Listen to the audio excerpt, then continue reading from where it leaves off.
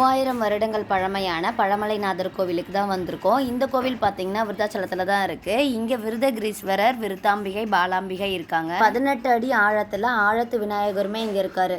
இந்த கோவில் திருவண்ணாமலை கோவிலுக்கு முன்னாடியே உருவானதுனால பழமலைன்னு அழைக்கப்படுது. இந்த கோவிலுக்கு விருத்த காசி அப்படின்னு இன்னொரு பேருமே இருக்கு. காசியை விட வீசம் அதிகம் அப்படின்னு பழமொழி கூட இருக்குங்க. 1008 சிவஸ்தலங்கள்ல 4வது ஸ்தலமா இருக்கு.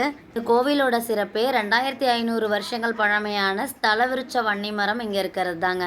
இந்த திருக்கோவில்ல திருப்பணிகள் நடந்தப்போ இந்த வன்னி மரத்தோட இலைகளை இங்கு பணியாற்றியவர்களுக்கு விபசித்து முனிவர் கொடுத்திருக்காரு.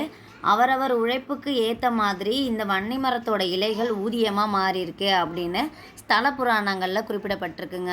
சிவன் கோயிலோட 4 திசையிலையும் பார்த்தீங்கன்னா 4 கோபுர வாசல் இருக்குதுங்க. இந்த கோவில் பார்த்தீங்கன்னா சோழர் காலத்தில் உருவாக்கப்பட்ட மிகவும் பழமையான தொன்மையான சிவன் கோயிலுங்க. இந்த கோவிலோட கோபுர நுழைவாயிலில் இருக்கிற இந்த சிற்பங்கள் எல்லாமே கதை சொல்லும் சிற்பங்கள் தாங்க. இந்த கிணறும் இந்த கோவிலில் தான் இருக்குது. ஆனால் கொஞ்சம் பராமரிப்பு இல்லாமல் இருக்குது. அதை பராமரிச்சாங்கன்னா நல்லாயிருக்கும். இந்த பெரிய அரச மரத்தில் பார்த்தீங்கன்னா குழந்தை வர வேண்டியும் திருமணம் வர வேண்டியும் நிறைய பேர் தொட்டில் தாலி கயிறு எல்லாமே கட்டி வச்சிருக்காங்க. இந்த மாதிரி பழமையான புகழ்மிக்க கோவில்லாம் நம்ம ஊர்ல இருக்கிறது நமக்கு பெருமை தானங்க. என்னோட வீடியோஸ் பிடிச்சிருந்தா லைக் பண்ணி சப்ஸ்கிரைப் பண்ணிக்கோங்க. சப்போர்ட் பண்ணுங்க. பாய்.